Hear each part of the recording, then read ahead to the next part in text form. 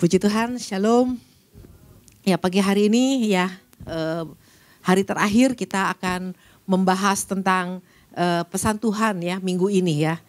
Nah, pesan Tuhannya diambil dari Filipi 3 ayat yang ke-17, Filipi 3 ayat yang ke-17. Nah, saudara-saudara, ikutlah teladanku dan perhatikanlah mereka yang hidup sama seperti kami yang menjadi teladanmu. Ya, ini yang menjadi dasar firman Tuhannya. Ya, pesan Tuhannya sebenarnya judulnya adalah seseorang sedang mengikutimu ya. Someone is following you. Nah, dari judulnya aja sebetulnya kita udah bisa tangkap yang Tuhan lagi ajarkan sama kita adalah kalau ada seseorang sedang mengikuti kita, ya. Artinya kita ini harusnya seorang pemimpin, bukan? Karena ada orang yang ngikutin kita. Nah, artinya kita ini adalah seorang pemimpin. Nah, pertanyaannya adalah, sadar gak kita ini pemimpin? Kadang-kadang gini, amin kita pemimpin, amin. Ya, tapi pada prakteknya kita itu gak seperti seorang pemimpin. Dalam kehidupan kita gak jadi seorang pemimpin. Bahkan gini, seorang yang duduk sebagai pemimpin pun dia tidak berlaku sebagai seorang pemimpin. Padahal kita tahu bahwa ada orang loh yang kita pimpin, yang akan mengikuti kita. Tapi kita gak hidup seperti seorang pemimpin. Nah, ini yang Tuhan lagi ingatkan sama kita. Makanya Tuhan kasih contoh seorang Paulus ya. Nah, Paulus bilang kalau sampai ada orang yang bisa ngomong gini, ikutlah teladanku. Artinya apa? Dia tahu persis apa yang dia lakukan. Dia tahu persis siapa dia. Dia tahu persis apa yang dia lagi lakukan. Dan karena dia tahu persis apa yang dia lakukan, makanya dia bilang ikuti aku. Jadi gak sembarangan Paulus ngomong gini. Jadi Paulus ini seorang pemimpin sejati. Kenapa saya bilang pemimpin sejati? Karena gak semua orang pemimpin itu adalah pemimpin sejati. Dunia punya banyak pemimpin, tapi bukan pemimpin sejati. Nah, nanti kita mau bahas nih, apa sih sebenarnya seorang pemimpin sejati itu? Nah, kalau balik lagi, dan saya sering kali mengulang-ulang tentang kejadian, kitab Kejadian di mana Tuhan menciptakan kita.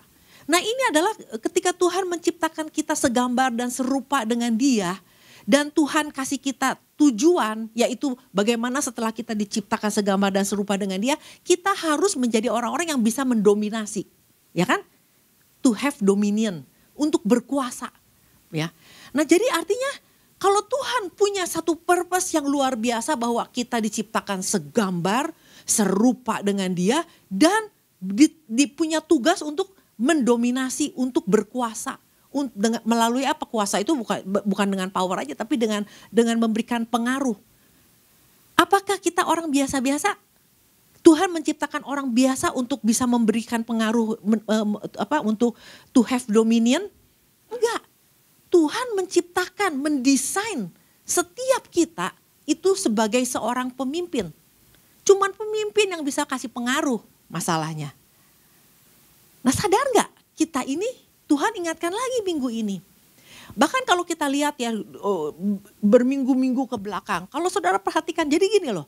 Setiap kita dapat pesan Tuhan di minggu ini, jangan yang lain dilupain. Nah, kalau saya selalu perhatikan gini, oh ternyata ini sambung nih. Sambung menyambung, Tuhan terus menasehati kita. Ya, bahwa Tuhan ingatkan kita bahwa jangan kebodohan menguasai kamu. Ya, Tuhan ingatkan kita jangan kebodohan menguasai kita. Karena kalau kita seorang pemimpin bodoh, masa mau mimpin orang kita bodoh, mimpin orang supaya ikut bodoh sama kita kan? Lalu Tuhan ingatkan lagi, jangan kendor. Seorang pemimpin gak boleh kendor. Lalu diingatkan lagi tentang DNA. Kalau kita mau mimpin, kita harus punya DNA yang sama dengan Tuhan. Tuhan ingatkan lagi juga tentang jubah. Jubah kita. Perhatikan apakah kita pakai jubah kebenaran atau kita pakai jubah kegagalan. Nah, jadi hari demi hari ya, minggu demi minggu Tuhan ingatkan kita tentang siapa kita. Nah jadi memang kita perlu diingatkan kembali, kalau enggak kita nggak sadar bahwa kita punya tanggung jawab karena Tuhan menciptakan kita, mendesain kita sebagai seorang pemimpin. Nah apa itu pemimpin? Pemimpin sejati di dalam Tuhan itu apa? Beda sama pemimpin yang ada di luar sana. Pemimpin sejati adalah gini, orang yang bukan cuma sekedar bagaimana saya harus berkuasa. Tapi bukan hanya berpikir bagaimana saya harus menjadi besar, berkuasa. Tapi pemimpin sejati adalah pemimpin yang mikir gini, bagaimana saya harus membuat orang-orang yang ikut saya pun menjadi orang-orang yang besar. Menjadi orang-orang yang menjadi pemimpin-pemimpin juga. Nah kalau pemimpin yang di dunia kan selalu mikirnya bagaimana dia harus jadi powerful, bagaimana dia jadi besar, dan orang-orang cuma ikutin apa kata dia. Punya program, punya pekerjaan besar, orang lain yang lakukan, dia cuma tunggu hasilnya. Itu pemimpin di dunia. Tapi pemimpin sejati di dalam Tuhan adalah orang-orang yang punya tanggung jawab untuk next generation. Untuk orang-orang yang mengikuti kita, yang orang-orang yang bersama-sama dengan kita. Kita punya tanggung jawab, ini orang harus jadi sesuatu. Orang ini harus jadi pemimpin lagi. Orang ini harus bukan, jadi pemimpin sejati itu gak bilang, kamu lakukan ini, kamu lakukan ini. Enggak, mari kita bersama-sama melakukannya. Ikutilah aku. Nah ini dia yang Tuhan mau dari setiap umat Tuhan bisa tangkap ini. Kalau Tuhan ingatkan seseorang sedang mengikutimu, artinya Tuhan lagi ingatkan, ingat loh kamu seorang pemimpin loh. Pemimpin sejati loh, bukan pemimpin dunia. Yang artinya pemimpin ini punya tanggung jawab untuk next generation, orang-orang yang ikut kita sampai mereka bisa tangkap apa maksud Tuhan. Nah jadi pemimpin sejati adalah gini loh, di dalam Tuhan tentunya ya. Pemimpin sejati di dalam Tuhan adalah gini, orang yang tangkap, yang tahu purpose-nya Tuhan, tujuannya. Jadi saya ada di dunia ini untuk sebuah tujuan, dia tahu banget. Bukan cuma tahu, kalau ditanya saudara-saudara tahu tujuan kita di dunia, semua orang pasti ngangkat tangan. Oh tahu. Tapi pemimpin sejati bukan cuma sekedar tahu, tapi dia hidup. Dia menghidupi purpose-nya Tuhan. Nah waktu dia menghidupi purpose-nya Tuhan dan menjadikan purpose-nya Tuhan itu sebuah visi, dia punya satu tujuan bahwa dia mau menggenapinya. Makanya orang yang punya purpose-nya Tuhan dan punya visi itu dia punya passion, dia punya gairah untuk bisa menggenapinya. Nah, kegairahan inilah yang menginspirasi orang untuk ikut dia. Makanya Paulus berjalan di dalam purpose-nya Tuhan, makanya ikut aku. Dan dia begitu bergairah sedang menggenapi purpose-nya Tuhan. Kalau saya perhatikan Pak Ishak gak pernah bilang gini, kamu harus gini, kamu mesti gini. Enggak, dia cuma jalan, dia ngomong, dia khotbah, dia kasih pesan Tuhan. Orang mau ikut, mau gak ikut, terserah. Gak pernah tuh dia bilang, awas kan, kalau kamu gak datang, kamu dihukum, kamu diginiin, dipaksa orang untuk ikut dia. Enggak, dia kasih tahu orang mau ikut silakan. Tapi kalau lagi menyimpang pasti dikasih tahu. Seorang pemimpin kan gak akan membiarkan orang yang lagi ngikut dia menyimpang, pasti ditegur. Tapi gak pernah tuh yang namanya dipaksa ini, dipaksa itu. Semua ikut aja. Nah ini yang Tuhan lagi ingatin sama kita. Gak semua orang bisa tangkap ini. Nah kenapa kita perlu tahu bahwa kita ini seorang pemimpin? Kalau kita tahu bahwa kita ini seorang pemimpin, nah siapapun yang lagi kita bersama dengan kita, ya kita nggak akan biarkan mereka jalan sendiri. Kita nggak akan biarkan mereka sebodoh teuing gitu. Kita pengen mereka jadi pemimpin juga. Nah sama seperti kalau kita pernah dengar kisahnya Daud ya. Nah Daud ini seorang pemimpin sejati. Waktu dia ada di Gua Adulam karena dia lagi bersembunyi dari Saul. Nah orang tahu ada Daud di Gua Adulam. Orang-orang yang punya masalah bisa datang ke situ. Dan bukan cuma sekedar duduk rame-rame, kumpul rame-rame doang. Dan kita tahu kisahnya. Setelah bersama-sama dengan Daud, orang-orang yang orang-orang bermasalah bersama dengan Daud jadi orang semua dong. Jadi pemimpin-pemimpin, ada yang jadi triwira. Ada yang jadi kepala yang memimpin pasukan. Ini kan pemimpin. Jadi orang-orang hebat semua. Kenapa? Karena pemimpin harus menghasilkan pemimpin. Nah, pemimpin yang menghasilkan pemimpin adalah pemimpin sejati, adalah pemimpin yang tahu berjalan di dalam purpose-nya Tuhan. Yang punya visi, yang lagi bergairah banget untuk menggenapinya. Nah, kalau kita lihat, kita sering dengar kisahnya Gideon ya. Nah, Gideon ini orang yang nggak ngerti bahwa dia seorang pemimpin. Ya, makanya kan kita tahu kisahnya dia bagaimana dia cuman kerjanya ngirik anggur di tempat persembunyian yang sampai orang nggak boleh tahu, dia cuman kerjaan dia teh mengirik aja. Dan menurut dia setelah bertahun-tahun dia hidup di dalam kekuasaannya orang Midian, dia cuma berpikir ya udah gue memang diciptakan sebagai pengiring anggur. Sampai satu saat Tuhan datang, ini sang pencipta datang sama dia. Yang kalau boleh dibilang pabriknya datang sama Gideon. Cuma ngingetin Gideon, kamu mah diciptain, kamu mah didesain tuh bukan jadi tukang kirik anggur. Kamu ini seorang pahlawan yang gagah perkasa, seorang pemimpin. Nah, apa yang harus aku lakukan? Nah, lalu diingatkan lagi, kamu harus memimpin bangsa Israel, harus melawan bangsa Midian. Kamu harus memimpin banyak orang dan membebaskan bangsa Israel. Itu purpose. Nah, mulai hari itu ketika Gideon tangkap, dia bukan cuma sekedar tahu, tapi dia tangkap itu dan dia menghidupinya. Akhirnya dia dengan visi itu, dia mulai berjalan, dia mulai mau menggenapinya. Nah, dan Alkitab nggak mencatat begini. Lalu Gideon mengajak orang-orang bersama untuk menggenapi purpose-nya Tuhan untuk membebaskan bangsa Israel. Enggak ada tuh. Tapi Alkitab mencatat bahwa segala rakyat mulai mengikuti dia. Jadi kalau orang mulai berdiri sebagai pemimpin, tahu arah tujuan apa yang sedang dia lakukan dan ada gairah di sana, orang pasti ikut. Orang pasti ikut. Nah, hanya perlu diingatkan. Nah, makanya ketika kalau tiap pagi kita datang ke sini dan tiap minggu Tuhan kasih pesan, itu Tuhan lagi ingatkan tentang siapa kita.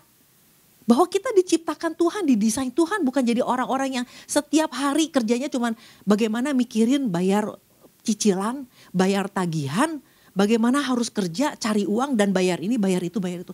Di dalam itu semua sebenarnya Tuhan taruh seorang pemimpin. Ada spirit of leadership di dalam kita. Nah, Tuhan kan selalu ingatkan gini, memang gak selalu harus kita bicara tentang mimpin orang yang banyak ya. Seperti apa yang dilakukan oleh Gideon. Nah, kalau kita lihat kisahnya Gideon nih, bagaimana orang sampai begitu banyak yang ikut, sampai Tuhan bilang ini kebanyakan. Hebat gak coba? Nah, tapi kalau kita sekarang di dalam Tuhan ini untuk menjadi pemimpin gak selalu harus dalam kapasitas yang banyak. Yang ada di depan kita aja. Kadang-kadang mungkin Tuhan hari ini mempercayakan kita menjadi seorang pemimpin di dalam keluarga. Seorang pemimpin di dalam keluarga. Kalau kita bisa tangkap aja ya, jadi untuk bisa bilang ikuti nih teladan mama, ikuti teladan papa. Teladan yang mana ngelihat papa sama mama gak bener. Anak juga punya nilai, anak juga tahu yang mesti diikutin yang mana.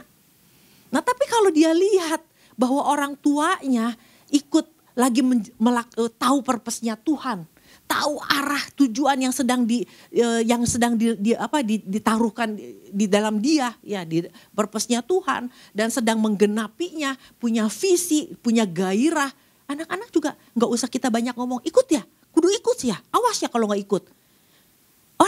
Anak-anak nggak perlu dipaksa-paksa, dia akan ikut dengan sendirinya. Kalau dia tahu nih orang tuanya jelas purpose-nya kemana, jelas visinya apa. Nah, orang tua yang seperti ini adalah orang tua yang mau supaya anak-anaknya pun tumbuh menjadi orang-orang yang menjadi seorang pemimpin-pemimpin juga. Yang ketika mereka punya keluarga, mereka juga bisa memimpin lagi. Jadi gak usah harus dipaksa, ditekan, awas ya kalau gak ke gereja sih ya. Gak dikasih uang jajan sih ya, gak usah harus gitu. Kita berjalan aja di dalam arah tujuan yang benar aja, anak pasti ikut. Gak usah anak harus disuruh hormat sama orang tua, gak usah. Kalau kita jalannya benar, ikut jalannya Tuhan, anak pun akan hormat dengan sendirinya. Nah, kalau misalnya otoritas di dalam keluarga ada, nah, berarti kan yang harusnya jadi pemimpin kan bapak, betul? Nah, kalau bapak-bapaknya nggak bisa mimpin, akhirnya bagaimana? Karena punya follower nih, anak-anak nih. Bagaimana kalau bapak-bapaknya nggak bisa mimpin? Mau nggak mau, terpaksa diambil alih sama ibunya. Nah, ini yang sebenarnya bukan hanya kewajiban seorang istri, tapi Tuhan mau sebagai seorang imam yang betul-betul bisa membawa seluruh anaknya menjadi pemimpin-pemimpin juga. Jadi jangan dibiarin kemana terserah, bukan nggak membiarkan seperti itu. Nah, ini juga yang terjadi sama Musa ya. Setelah Musa kabur melarikan diri dari Mesir, kita tahu ya kisahnya, dia udah habis ngebunuh orang Mesir, lalu dia kabur ke tanah Midian. Nah, di situ dia akhirnya menikahkan, akhirnya selama di Midian itu dia jadi seorang gembala kambing domba, bukan dia punya lagi, mertuanya punya, Yitro. Nah, selama 40 tahun Musa itu di pikirannya dia, ya udahlah, memang dia ditakdirkan untuk jadi gembala kambing dan domba gitu ya. Makanya ya udah dia jalanin aja. Nah, tapi kan buat sang pencipta nih yang mendesain, melihat Musa melakukan itu, buat Tuhan dia bukan mimpin kambing dan domba. Makanya Tuhan datang ke menghampiri lagi Musa. Musa, kamu tuh bukannya gembala kambing dan domba. Kamu itu seorang pemimpin. Kamu itu yang harusnya nanti memimpin bangsa Israel. Berjuta-juta bangsa Israel tuh kamu pemimpinnya. Nah, sampai akhirnya karena memang Musa itu adalah orang yang udah diciptakan Tuhan sebagai seorang pemimpin. Waktu dia diingatkan Tuhan, dia langsung sadar. Nah, kalau kita lihat kisahnya Musa, bagaimana dia akhirnya dari seorang gembala dan akhirnya dia kembali lagi kepada purpose-nya Tuhan. Dia menjadi seorang pemimpin yang memimpin bangsa Israel keluar dari Mesir, memimpin bangsa Israel berpuluh-puluh tahun di dalam perjalanan untuk sampai ke tanah Kanaan. Dan bukan itu aja, dia adalah orang yang juga seorang penulis buku, ada 5 kitab yang ditulis oleh Musa. Ini orang luar biasa, tapi terjebak di dalam sebagai gembala kambing domba di keluarga mertuanya. Dia terjebak di situ. Nah, Tuhan ingatkan kita bahwa kita juga jangan sampai terjebak sama satu situasi sampai akhirnya kita nggak tahu siapa kita. Nah, lewat pesan Tuhan minggu ini Tuhan ingatkan, ingat loh, kita ini seorang pemimpin loh. Nah, ketika Musa memimpin, memberikan teladan, akhirnya Yosua itu akhirnya yang menggantikan dia. Kita nggak pernah baca Yosua gini. Kita nggak pernah baca Yosua itu seperti Gideon yang lemah, yang takut, yang nggak bisa berbuat apa-apa. Enggak. Karena memang dari awal dia ikut Musa, dia lihat siapa Musa. Dan buat dia Musa itu teladannya. Dia cuma ikutin Musa dan akhirnya dia menjadi pemimpin. Nah, ini yang Tuhan mau dari kita. Jangan sampai kita menghasilkan anak-anak yang lemah. Kalau kita sadar hari ini bahwa kita pemimpin, maka kita akan menghasilkan anak-anak yang luar biasa juga. Kalau kita sadar hari ini adalah kita seorang pemimpin di dalam gereja misalnya, mungkin kita dipercayakan sebagai ketua komsel, harusnya yang ngikut kita ini juga akan menjadi orang-orang yang akan memimpin juga. Nah, artinya kalau kita tahu ini orang-orang yang bakal kita sedang mempersiapkan seorang pemimpin juga buat yang selanjutnya, artinya kita nggak bisa yang namanya masa bodoh. Sebodoh teing, ini orang mau ngapain, nggak bisa. Nah, ini yang dilakukan oleh Paulus terhadap Timotius. Dia terus menuntun menjadi bapa rohani. Terus mengingatkan, menasehati Timotius. Nah, ini tugasnya ketua komsel. Nggak bisa yang namanya sembarangan aja lah. Gimana mereka seenaknya, nggak bisa. Jadi siapapun kita, kalau kita dikasih kepercayaan, misalnya kita sebagai ketua di dalam departemen apapun juga punya tanggung jawab. Orang-orang yang kita pimpin harus jadi orang. Someone is following you. orang lagi ngikutin kita. Jadi kalau kita jelas tahu purpose-nya, kita berjalan dengan visinya Tuhan, kita bergairah untuk mengenapi visinya Tuhan, harusnya orang-orang ikut kita. Jadi gak bisa kita membiarkan seperti itu, ada tanggung jawab. Jadi seberapa kita adalah pemimpin sejati adalah kita harus menyadari bahwa ada orang yang ikut kita.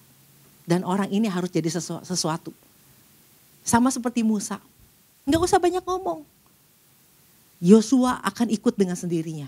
Tuhan gak usah pusing-pusing membuat Yosua menjadi penggantinya Musa. Udah DNA-nya Musa udah ada sama Yosua. Semua yang Musa lakukan itu Yosua lakukan. Waktu Musa bilang pergi untuk jadi pengintai, coba intai ini. Yosua tinggal ngikutin. Waktu menyeberang Laut Merah, Yosua tinggal ngikutin semua apa yang dia lihat, dia tinggal ikutin. Nah, oleh karena itu kalau kita orang tua, kalau kita jelas apa yang kita lakukan, kalau kita ikut Tuhan sungguh-sungguh dan kita passionate ya, artinya kita bergairah ikut Tuhan ya, kita sungguh-sungguh dan kita enggak kalau kita punya visi itu artinya gini, enggak akhirnya kadang-kadang ke kiri, ke kanan, enggak. Visi itu membuat kita teguh, tetap tidak berubah arah. Orang pasti ikut kok, anak pasti ikut karena apa yang dia ikutinnya jelas. Enggak kadang-kadang ke sana, enggak kadang-kadang ke sini, enggak jelas ini mau kemana arahnya. Enggak kayak gitu. Nanti ke gereja A, nanti kita ikut gereja B aja. Anak juga pusing. Kalau kita punya komitmen, kita ikut satu visi yang benar, anak pasti ikut. Semua yang ada di belakang kita pasti ikut. Nah ini yang terjadi sama Paulus. Timotius ikut, Titus ikut karena Titus juga semua pengikutnya Paulus. Nah Paulus kan kalau kita lihat di zaman Paulus bahwa dia adalah orang yang berhasil membawa kekristenan itu ke beberapa daerah kan. Nah di setiap tempat di mana dia berhenti, dia menciptakan seorang pemimpin di situ. Gak usah harus dipaksa-paksa untuk jadi pemimpin. Asal tahu aja apa yang dilakukan Paulus, orang pasti mau ikut. Oh Paulus begini ya, lagi berjalan di dalam tujuannya Tuhan, dia ikut. Jadi di mana Paulus ada, itu ada seorang pemimpin di situ yang dia bentuk di situ. Nah jadi bayangkan kalau kita membayangkan gini, kalau semua orang percaya ya, di dalam setiap rumah tangga ada seorang pemimpin. Punya 3 anak, 3-tiganya jadi orang hebat. Maka jadi luar biasa. Bayangkan kalau seorang pemimpin gereja, pemimpin di dalam politik, semuanya orang-orang yang adalah pemimpin sejati. Berapa banyak orang-orang yang dia ciptakan, yang dia jadikan orang-orang hebat di next generation. Dan bagaimana perubahan akan terjadi di bangsa ini. Dan bagaimana kalau semua orang percaya menyadari bahwa dia seorang pemimpin dan punya tanggung jawab untuk generasi selanjutnya. Jadi gak bisa yang namanya sabodo teuing. Kita harus kayak Timotius, kayak Paulus, dia ngecek Timotius ini perkembangannya seperti apa. Kalau Timotius lagi lemah, dia ingetin lagi jangan lemah. Jangan biarkan orang menganggap kamu muda, jadi kamu kelihatannya jadi kayak lemah. Nah terus diingatkan. Nah ini tanggung jawab kita. Nah ini bukan cuma sekedar pemimpin yang punya jabatan. Tapi orang-orang yang gak punya jabatan pun juga bahwa Tuhan udah mendesain kita sebagai seorang pemimpin. Siapapun yang ada bersama kita, kita harus membawa pengaruh buat orang-orang ini. Nah oleh karena itu, biarlah melalui pesan Tuhan ini kita diingatkan kembali posisi kita. Ya, kita punya DNA-nya Kristus, artinya kita berjalan di dalam purpose-nya Tuhan, di dalam rencananya Tuhan, di dalam visinya Tuhan. Nah itu harus dihidupi. Bukan cuma sekedar tahu nggak? Tahu. Tapi nggak dihidupi. Orang yang menghidupi visinya Tuhan, dia bergairah. Dan gairah itu bisa ditangkap sama orang. Orang bisa terinspirasi dengan orang ini. Kok orang ini bisa bergairah banget ya. Kok gak ada matinya. Kok gak ada lemahnya gitu loh. Kadang-kadang kalau saya lemah, kalau saya lagi kecapean, saya cuma ingat Pak Ishak aja. Dia tidur cuma 3 jam sehari. Makanya rambutnya makin hari makin tipis. Kenapa? Karena dia tidurnya makin hari makin sedikit loh. Nah, dia nggak pernah yang namanya maksa orang. Dia cuman ya udah, dia dapat pesan Tuhan, dia sampaikan, orang mau ikut dia, ini yang dia lagi jalanin. Nah, makanya kalau kita cuma menyia-nyiakan setiap pesan demi pesan kita anggap biasa, sayang sekali gitu loh. Orang yang dapat pesannya begitu bergairah. Nah, bagaimana kita juga harus tangkap itu gitu loh. Nah, sebenarnya keuntungannya buat siapa sih? Apa Pak Ishak untung gitu kalau misalnya ini, masalahnya bukan keuntungan buat satu orang. Kalau kita bisa tangkap ini, kita menggenapi kehendak Tuhan. Semuanya untuk kepentingan Tuhan. Semuanya untuk, jadi gak semua gereja untuk kepentingan Tuhan. Ada gereja yang untuk kepentingan diri sendiri. Tapi ada juga gereja yang untuk kepentingan Tuhan. Nah, kita lihat aja gini, gereja yang punya pemimpin yang hebat itu, gereja yang punya pemimpin yang hebat ini pengikutnya pada bilang gini, saya jadi hari ini, saya bisa kenal Tuhan hari ini karena saya punya pemimpin yang hebat.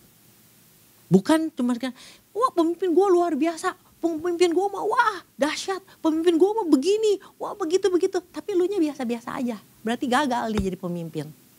Jadi kalau pemimpin yang hebat, kita akan bilang bahwa saya sampai hari ini bisa berubah. Saya bisa hari ini bisa tangkap maksud Tuhan itu. Karena saya ada pemimpin yang membimbing saya. Nah, itu pemimpin yang berhasil. Nah, oleh karena itu biar kita punya tanggung jawab di rumah cuma punya 2-3 ekor domba. Punya anak-anak yang kita pimpin. Nah, mesti punya purpose, mesti punya visi. Anak-anak yang kita pimpin pun harus ikut teladan kita. Nah, oleh karena itu yakinkan, pastikan bahwa kita juga seorang pemimpin yang tahu sedang berjalan di dalam rencananya Tuhan. Anak-anak pasti ikut. Nah, tidak ada perkara yang mustahil. Ini pasti karena Tuhan, karena apa? Bukan cuma karena pemimpin itu punya kuasa, ya, punya kuasa untuk membawa orang-orang kepada Tuhan. Ya, oleh karena itu pesan Tuhan ini menjadi apa ya? Peringatan buat kita, menasihatkan, mengingatkan kita bahwa, hei bangun, unboxing nih. Kalau misalnya kita sekarang ini lagi berjalan enggak sebagai pemimpin, tapi sebagai orang yang lemah, unboxing itu karena di dalamnya kita itu Tuhan udah menciptakan, mendesain kita sebagai seorang pemimpin yang bisa memberikan pengaruh, menginspirasi banyak orang. Demikian firman Tuhan, Tuhan berkati.